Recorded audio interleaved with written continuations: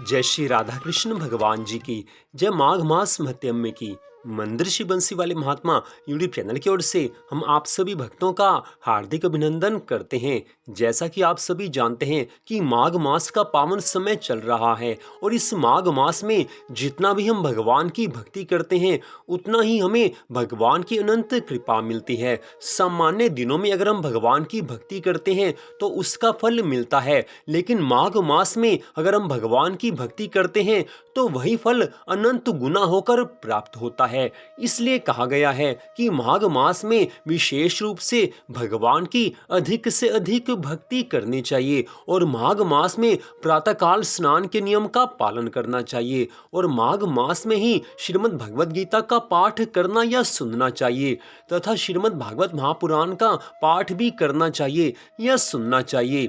तो माघ मास के उपलक्ष्य में माघ मास महत्म्य की कथा को भी अवश्य सुनना चाहिए और माघ मास महत्म्य के अध्याय 1 से लेकर अध्याय 4 तक की कथा को हमने अपने चैनल पर आपको सुना दिया है। तो आज हम आपको सुनाने जा रहे हैं माघ मास महत्म्य के 5वें अध्याय की परम पावन कथा, जो कि इस प्रकार है।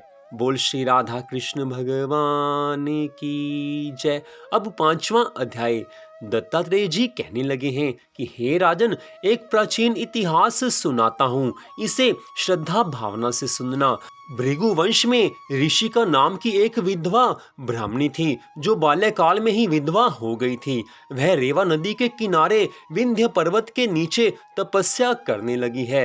वह जितेंद्रिय, सत्य वक्ता, सुशील, दानशीला तथा तप करके देह को सुखाने वाली थी। वह अग्नि में आहुति देकर उच्च व्रति द्वारा छठे काल में भोजन करती थी और वल्कल धारण करती और संतोष में अपना जीवन व्यतीत करती थी। उसका मन सदा भगवान के चरणों में लगा रहता था। सारा समय वो भगवान को याद करती रहती थी। उसने रेवा और कपिल नदी के संगम में 60 वर्ष तक माघ स्नान किया और फिर वहां पर मृत्यु को प्राप्त हुई है। माघ स्नान के फल से वह दिव्य 4000 वर्ष तक श्री विष्णु लोक में वास करके सुंद और उपसुंद दैत्यों का नाश करने के लिए ब्रह्मा द्वारा तिलोत्तमा नाम की अप्सरा ब्रह्मलोक में उत्पन्न हुई है। वह अत्यंत रूपवती, गान विद्या में अति प्रवीण और मुकुट कुंडल से शोभायमान थी। उसका रूप, यौवन और सौंदर्य देखकर ब्रह्मा जी भी चकित हुए हैं। वह कुमारी तिलोत्तमा रेवा नदी के पवित्र जल में स्नान करके वन में बैठी हुई थी।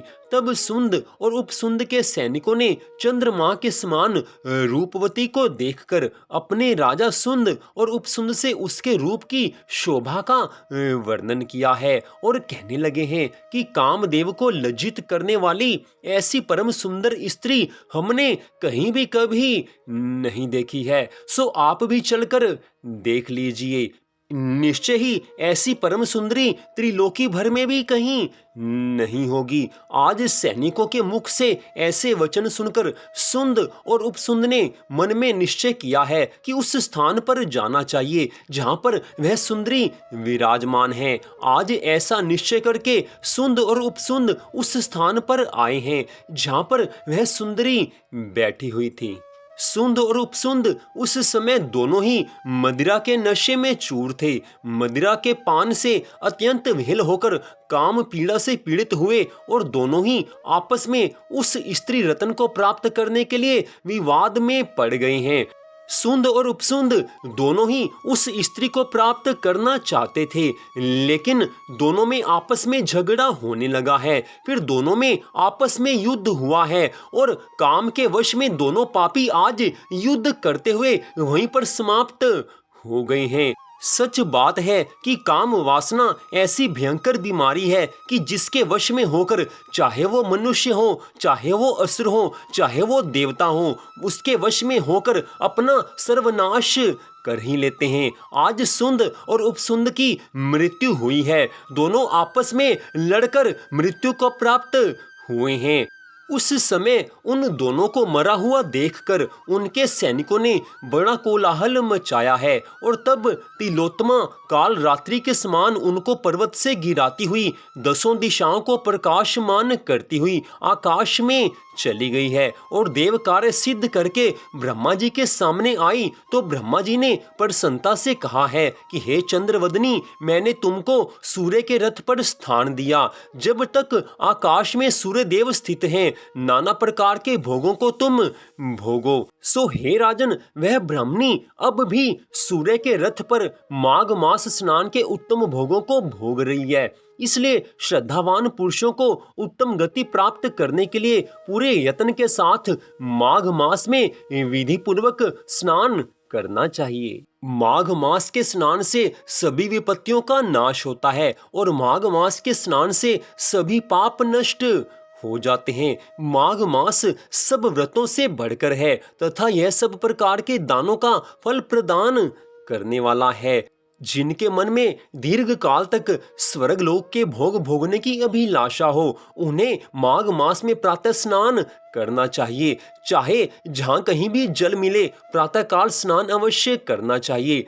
आयु, आरोग्य, रूप, सौभाग्य और उत्तम गुणों में जिनकी रुचि हो, उन्हें माघ मास में प्रातः काल अवश्य स्नान करना चाहिए। जो नरक से डरते हैं और दरिद्रता के महासागर से जिन्हें त्रास होता है, उन्हें सर्वथा प्रयत्न पूर्वक माघ मास में प्रातः काल स्नान करना चाहिए। दरिद्रता, पाप और दुर्भाग्य रूपी कीचड़ को धोने के लिए माघ मास के स्नान के सिवाय अन्य कोई दूसरा उपाय नहीं है। अन्य कर्मों को यदि बिना श्रद्धा के किया जाए तो वे बहुत थोड़ा सा फल देते हैं, किंतु माघ मास का स्नान यदि श्रद्धा के बिना भी पूरी विधि पूर्वक किया जाए तो वह पूरा पूरा फल देता है।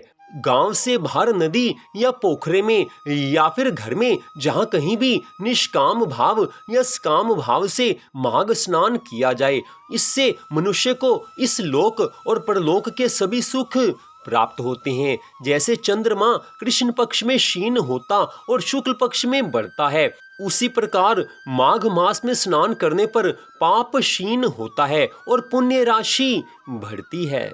समुद्र में नाना प्रकार के रत्न उत्पन्न होते हैं, उसी प्रकार माघ मास के स्नान से आयु, धन और स्त्री आदि सब संपत्तियां प्राप्त होती हैं। जैसे कामधेनु और चिंतामणि मनोवांछित भोग देती हैं, उसी प्रकार माघ स्नान सब मनोकामनाओं को पूर्ण करने वाला है। सतयुग में तपस्या को, त्रेता में ज्ञान को, द्वापर में भगवान के पूजन को और कलयुग में दान को उत्तम माना गया है, परंतु माघ मास का स्नान सभी युगों में श्रेष्ठ समझा गया है। सबके लिए, समस्त वर्णों और आश्रमों के लिए माघ मास का स्नान धर्म की धारावाहिक वृष्टि करता है। माघ मास में जिसने प्रातः स्नान के नियम का पालन कर लिया, मान लो उसने श्री हरि विष्णु भगवान जी को सदा के लिए प्रसन्न कर लिया, और जिस पर भगवान प्रसन्न हो जाते हैं उसको जीवन में सभी तरह के सुख, संपत्ति, आनंद प्राप्त हो जाते हैं।